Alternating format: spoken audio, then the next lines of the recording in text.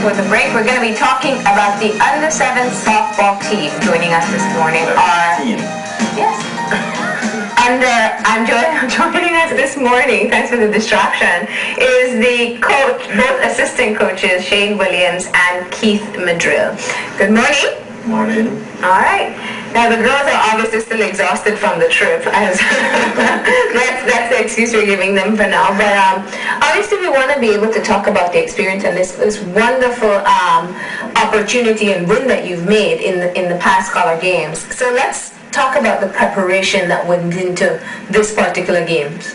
Well, really we had about 6 weeks to prepare. Mm-hmm. They are students, so of course we can't have them out there every day. So we had 3 practices per week at 2 hours max. So we really had to focus mostly on fundamentals of the game. We couldn't really get into the technical stuff because that would require too much time. So what we did, we focused on the basics of catching, throwing the ball, so that in game time situations, that is what they're going to depend on. Yeah. Now, in putting together the team itself, we were talking about how most of the girls are from the Belize Rural High School, so they live in that particular area. How did you guys manage in putting together this group of girls who were so talented? Well, it's a scholar game, so it's based on a specific school, as you said. That school is the Belize Rural High School. Mm-hmm. So what really happened, they gave us players that they thought had talent. They turned them over to the Belize Softball Federation, and that's where we come in. We are coaches of the Belize Softball Federation, so our job is to take them to a national team level from a high school level. We were able to add about 5 players from different schools, and they strengthened us. So the core is from the Belize Rural High School, but we were able to get players from Nazarene High School, 1 from SC, and we have 2 players from down south. Yeah. Now, traditionally, rural players tend to be much stronger than the city players. Is that the trend that we see being reflected in high school competitions as well? Currently, no. Last year, Nazarene was a national champion. 2 years ago, it was the Mopan Comprehensive. And we know the Mopan Comprehensive usually have the strongest team countrywide. In the past, yes, you were right for them with Belize Rural usually be the top school in the country, the female softball. But it's just a little changeover right now in the city, in the central region where different schools from the central is developing softball now. Now, of course, a lot of people talk about the glory days of the softball. Are we shaking your head already? Referring to that and the participation in this competition? What does that point to in terms of the development that we have in softball? Well, we hope that the glory days are coming back because softball is now a much more expensive sport. It's not like it was in the past. I mean, other countries have all the resources. They have high technology bats. They have high technology booths. So we are just beginning to really get support in softball. I mean, this particular Minister of Sport, Honorable John Saliva, he really spares no resources when he said that Belize is going to participate in these games. He made sure that we had everything we needed. If we continue to get that type of support, that is the only way we'll be able to compete with the Venezuelans, the USAs, the Canadas, because we can't go out there anymore with archaic stuff with like cavemen bats that won't work. I mean, those guys have bats that are adding 20 to 30 feet on a hit. And we will never compete with that if we don't have the resources. Now that's so important because we've had other athletes on our show before talking about the fact that when they step into a major competition that they can feel disadvantaged from the very beginning because of whether it's equipment, lack of coaches, or even the sheer size of their contingent.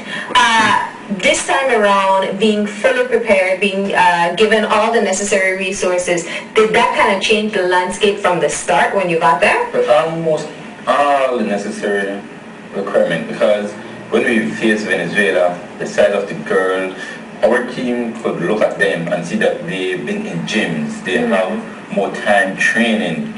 Just looking at that team, you can see they were well some put together. They were in camps. We couldn't afford to put them in camps. But we know for a fact some of these countries does, they get the teams together, put them in camps, and then they go to school from there, from school back to the camp, and that's what they did. Yeah. Well, one of the things that we've been talking about is developing comprehensive sporting programs in all the disciplines. Is the Softball Association also making that move? We see basketball, for example, doing exhaustive kind of planning in terms of camps to capture young people from the primary right up, and having representation more at the under 17 and under 15 competitions as a prelude into moving into probably the men or the women. Is that something that we see taking root in the Softball Association in terms of structure and programming? Well, yes, it is. As you spoke about camps, I believe in about a year or two, we will have a dormitory at the Roger Stadium. After the Sports Council hands that over to the Federation, and we will be able to have our players there for weekends, for weeks, so we can really have the intense kind of training that Mr. Matthew was speaking about in terms of Venezuela and the program they have. I mean, they have players go to the United States to train. Sometimes in their senior program, the whole team trains in the US or Canada, and that's our goal. We have, I believe, 3 scholarships available for pitching, so we will have pitchers training in Canada from Belize to prepare for the 2015 Pan Am Games. So we are on our way. It has taken a while, but hopefully we're going to get there. Also, what happened before this upcoming game last year, the Belize Softball Federation put together a junior team, actually sent out to different teams to have junior teams that they can have influx of players coming from the junior to the senior level. So they knew about competition coming forward, and they started and said, you know what, we need to start developing junior players from now. So last year we had 4 junior teams coming together to participate in, or I think it was the 2nd or 3rd junior competition within the country. Okay. Now, unfortunately, the girls aren't here to tell us their first-hand experience, but one of the challenges with working with this particular age range is that the focus for anybody at that age is academics, and anything else, whether it be athletics or skill, whatever other kind of skill they have, is a hobby.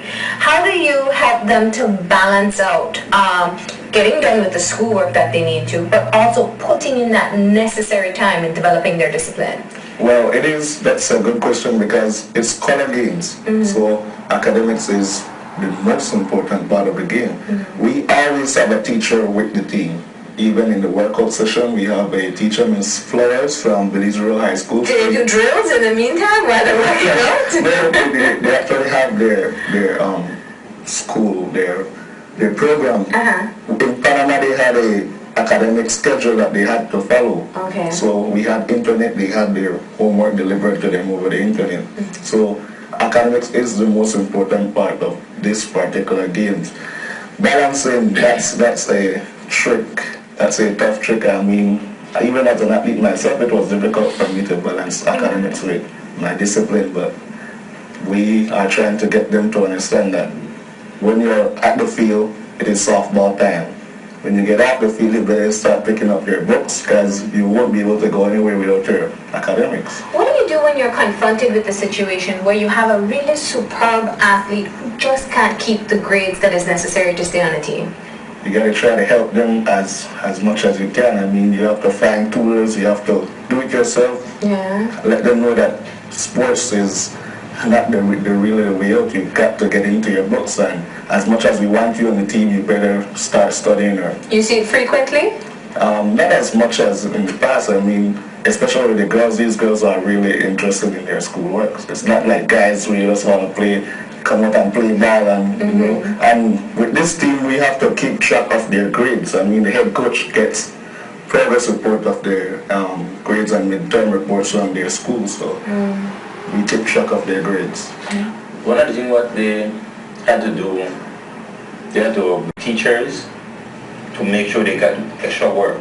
So when we don't practice, we practice Tuesday, Thursday, Saturdays. So Monday, Wednesday, Friday, they need to stay at school and get extra work to do extra work to make up for the time then where we will not be in the country. And also the ones who the teacher won't send their work via email, they have to make sure they got the work from the teachers to take with them.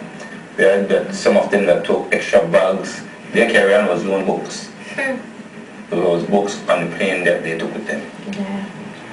Now, what was the overall feeling of the team with this silver place finish?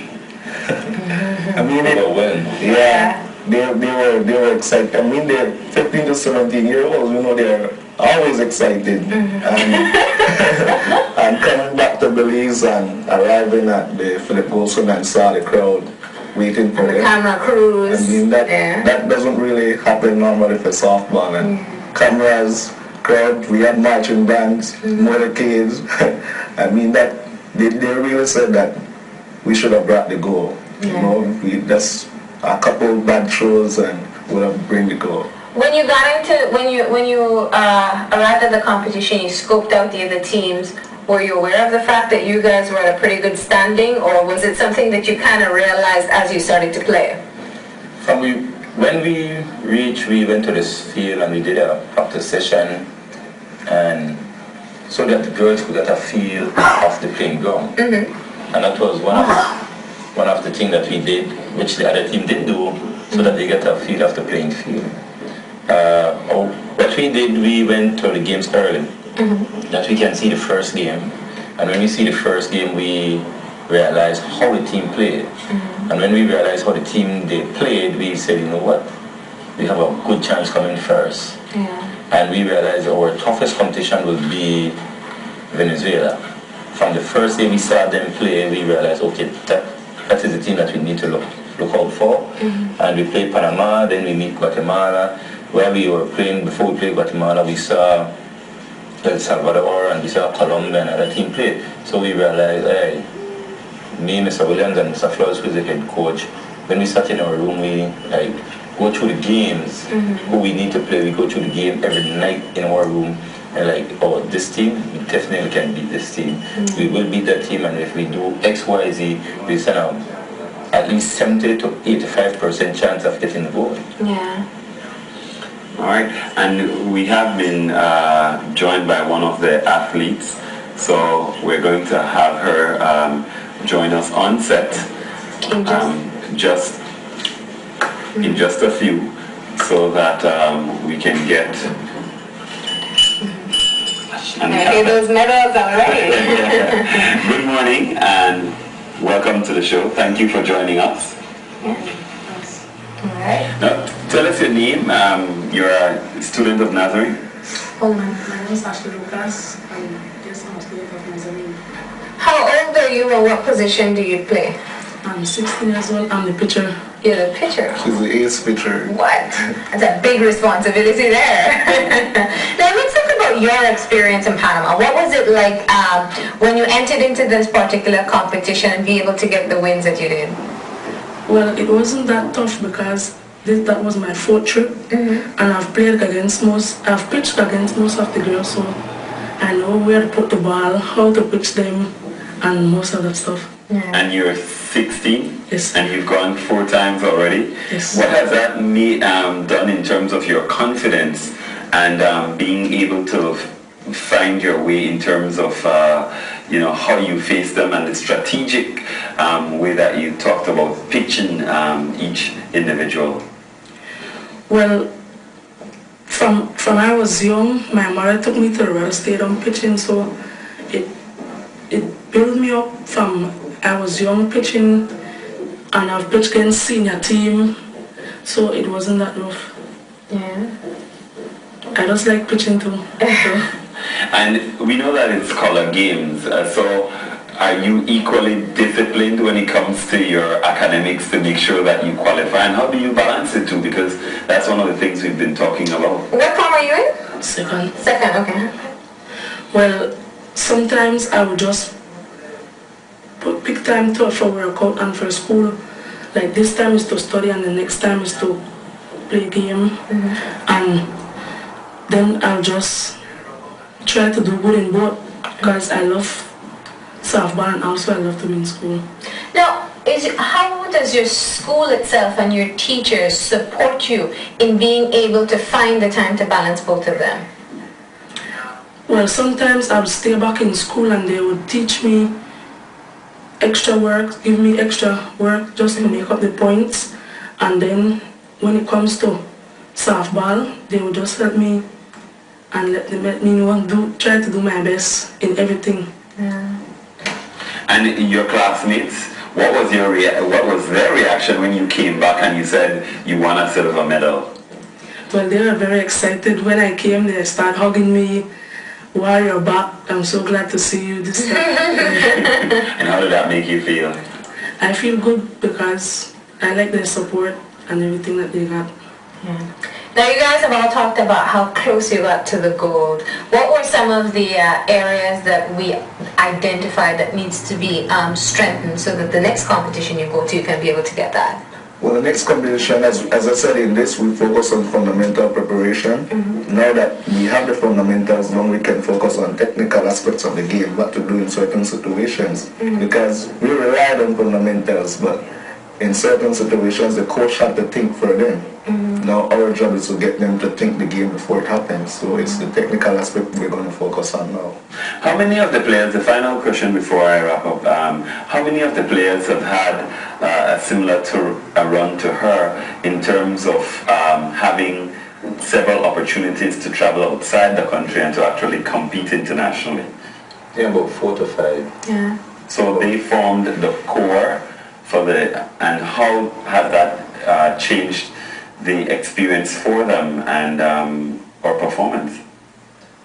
One of the things, what we did when we reached, we got the same core people and we spoke to them and asked them to try and relate to the other players what they went through when they went to El Salvador or Guatemala, and they did a decent job enough to inform their teammates about their experience, and I think that helped the new ones a lot, that they were not that nervous. It settled them down somehow that they could have performed to the level that we expect them to perform. Now guys, once you reach the silver medal, the pressure is on from this point forward. We're expecting, and it's what happens all the time. Are you guys, what's the mode now that you're back in being able to really keep the team going and keep them strong until you compete again? Well, as you said, since we're there, it's no turning back. I mean, it's full forward. We're going to keep in touch, keep them out. We have games in March or April for the U19.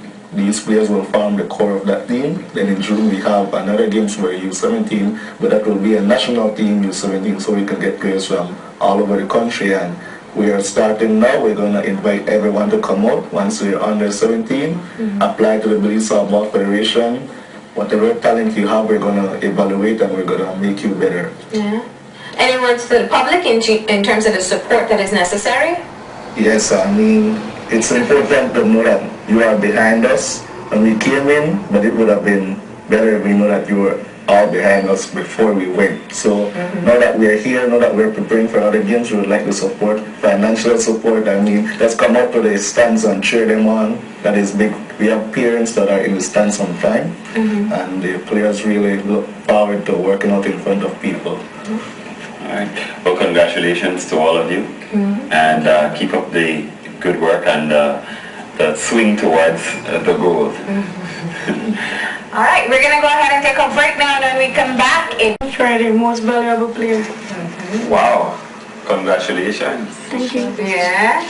Now, what was the experience like for you two? It was good because I traveled already and This time is the best. All right. And for you? it was good. This is the first time I traveled for softball. Now, I was asking you girls between the break if you get a chance to like work out in between the competitions itself. Is this something that you try to do? Yes, mom. Takes a lot of discipline? And you all are good students too? Yes, sir.